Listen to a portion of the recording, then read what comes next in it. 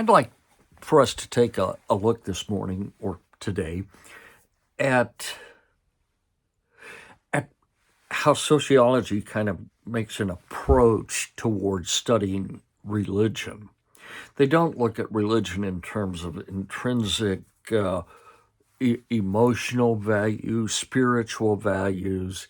They're not trying to figure out whether or not how love works in a society. They're not trying to figure out Christology, Jesus the Savior, things like that. They're looking at religion strictly as an institution and how those institutions have made an impact on society.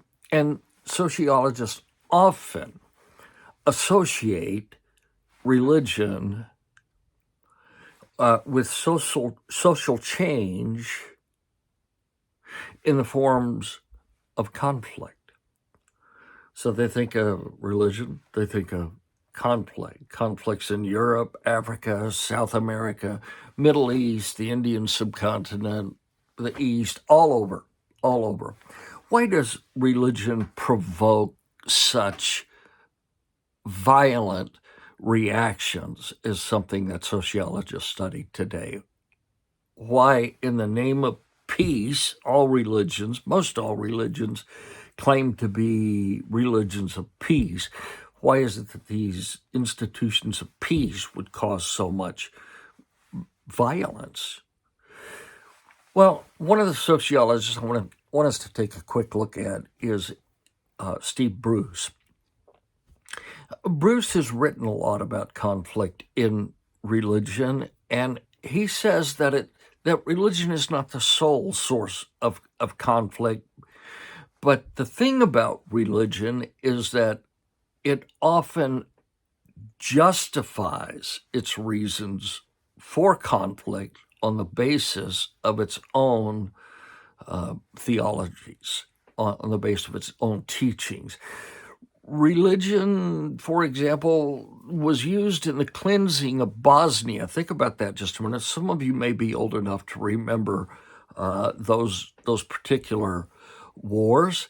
You've got three different cultures, three different ethnic groups involved in this. You've got the Orthodox Serbs, who are Christian Orthodox. You've got the Bosniaks, who are Muslim, and you've got the Croatian Christians, and yet they're all fighting and killing each other. I would say that has to do with a lot of the secular thoughts being intertwined with the religious teachings of these particular groups, and these secular thoughts then using religious thoughts to justify their attempts at, for example, genocide, all kinds of violence. But you could also look at the conflict in Northern Ireland, for example. You've got the conflict of the Catholics and the Protestants and the fights that went on in the name of that. You may not be old enough to remember all of the bombings that would occur, all of the terrorist attacks. This was Christian against Christian. But there are also areas that are more not so much as Christian against Christian, but for example, Muslim against Christian, or Muslim against almost everybody else. In fact, in many cases, Muslim against Muslim. The terrorist acts, for example, and the fundamentalist Muslim groups like Al-Qaeda or ISIL, those kinds of groups creating so much conflict. And, I think you could perceive that as just cultures reacting violently against what they perceive to be imperialistic globalization, but they're doing it so often in the name of Allah. Allah Akbar, for example, God is great. And these different terrorist attacks always reflected that, it seems like, in the Middle Eastern wars. There's another guy, Samuel Huntington. I like studying this guy. He's a current sociologist. I think he's recently passed, but a lot of his writings are still very current today. And he talks about that the different norms in cultures and values in cultures between the West and the East, and that those norms in the cultures were created, first of all, by religious teachings. So it is those norms, he would say, those values that have been created from religion that has created so much conflict between the West and the East.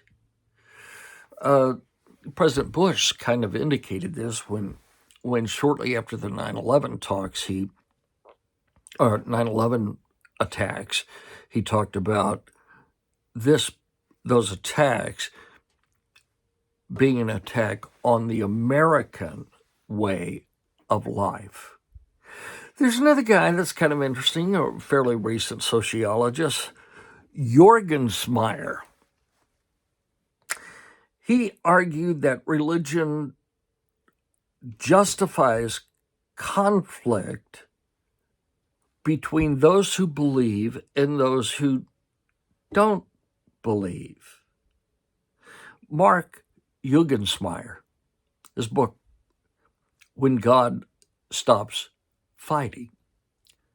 The title says a lot of it right there, that we believe God is on our side. And you've got to think about that some. I mean, think about the political parties in America that were even started in some cases by religious belief and religious fervor. Think about the moral majority. And it's almost at times like we would think that maybe God would be happy to say Pledge of Allegiance and that Jesus wears red, white, and blue. There is a danger. That's all I'm saying. I believe very much, I'm a very conservative person when it comes to politics. But I think we have to be very careful about taking our religious values and faith and then looking at politics and equating the two. In this era of globalization that we live in, religious fundamentalism has become synonymous with nationalism and the threat from others. Remember, the purpose of this video is to talk about the way they see us, and it's important for us as Christians, as conservative Christians, to be able to see how the world sees us. And so we've looked at 2 or 3 sociologists, current sociologists on this. But think about this. The Israel-Palestinian conflict, Jews, Muslims, motivated by religion, but based upon control over their territories. Back to the war on terror, escalated with the emergence of globalization and the spread of Western civilization. It was seen as a cultural clash between the West and the Middle East. The Taliban control over Afghanistan, the ethnic cleansing in Myanmar. I mean, we sometimes tend to think, well, the Buddhists are such peaceable people, they're not going to be involved in this kind of thing. Myanmar has a Buddhist government, and yet they've been intent on the genocide of Muslims. Many thousands of Muslims have had to flee to Bangladesh.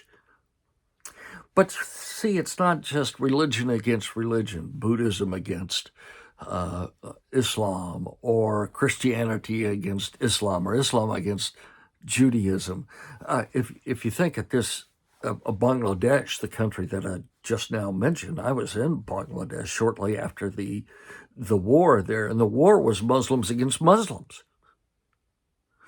And it was all one nation, Pakistan. They were all Muslims, and they all hated each other. How is it that religions of peace can create such a dynamic of hate sometimes. I'm saying here it's difficult for us to separate religious and secular concerns when it comes to conflict. I believe Christian ministers need to try to do that, to make that separation. Religious conflicts are predated, have predated the emergence of capitalism. They predated the Crusades, mainly motivated though by control and the desire for power. That's when religion goes wrong. The central belief in many people of the world's religions is in peace and pacifism, but to the outside world, it doesn't always look like that. So let's wrap it up. It's good for ministers to know how the outside world perceives us. Why? Well, there are a lot of reasons that. One is we don't have to fall into their traps, do we? When we're trying to make the case for Christ. And it's difficult sometimes when we're seen as a representative of all of Christianity. Dare I say that not all Christianity is Christianity. I was in Kovalam, India, in the state of Kerala, walking on the beach with my wife, when a young Hindu man rushed up to me and he said we were godless Americans intent on destroying India. Of course, I didn't believe that, and of course, it certainly wasn't true of my wife and me. But there was an extent that it was helpful for me to understand his perspective. He was making me a representative of the whole, and not just making me a representative of the entire Christian world, but he was making me a representative of his impression of the entire Christian world. Some food for thought here in how you go about your ministry.